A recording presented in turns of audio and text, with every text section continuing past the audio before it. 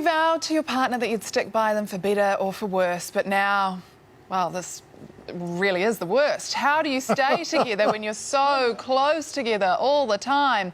We asked a couple who've been living in a happy love bubble for 53 years. We've been residents here at the Point Inn for 6 years, and we've been married for 53 years. So our secret is to have trust, love, and always obey. Happy wife, happy life. Going back right to the beginning, I was learning ballet and I got as far as I could go with that. And from there, I went into ballroom dancing and ended up representing New Zealand. And then I started dancing Latin American with Terry. Well, we each do what we like doing ourselves.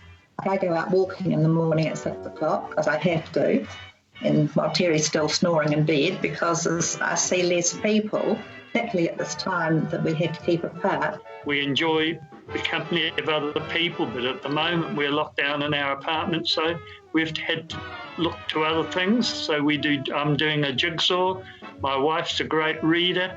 Jigsaws can be quite demanding, really, because being 1,000 pieces and a lot of them look the same, it takes a great deal of patience to do them. Of course, television's an important thing. We're getting daily updates on this COVID-19, which I think is very good.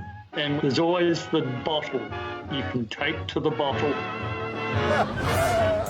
Wow. Amazing. Joining us now is relationship counsellor Margot Regan. Margot, what do you make of those adorable lovebirds, Terry and Phyllis? They remind me actually of my in-laws. So last month my in-laws were also married for 50 years and I did something similar. I videoed them and I asked them, what is the secret of 50 years married? And they said something similar. They said, we both have our separate interests. So one has their sewing and the other has their gardening. And they come together they've got a certain program, a certain interest that they watch together.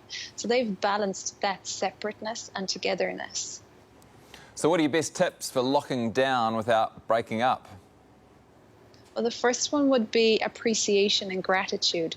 We've got this negativity bias that we can fall into. We're wired to remember traumatic events much stronger than positive events. So research has shown that we need 5 positive interactions for every negative interaction in a relationship. Yeah.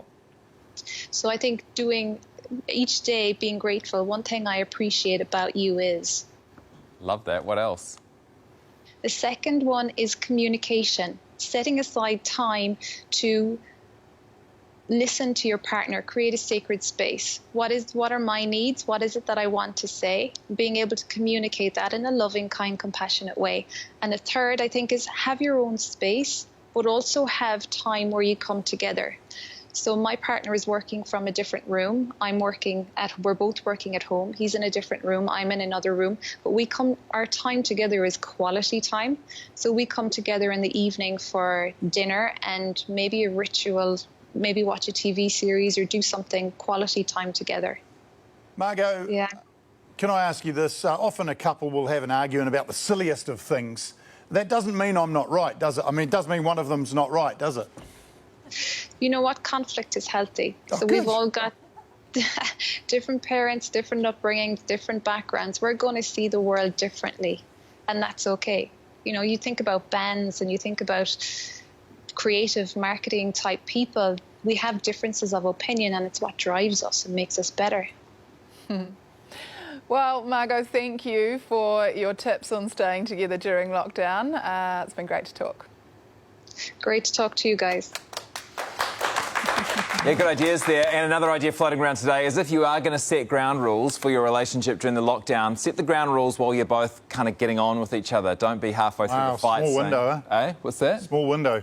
Yeah. Don't be like halfway through the argument saying this is how we need to change things. Wait until everything is green and peaceful. It's just like you to tell me when I want to talk about my feelings, Jessie. Thanks a lot. I should have waited till a better time.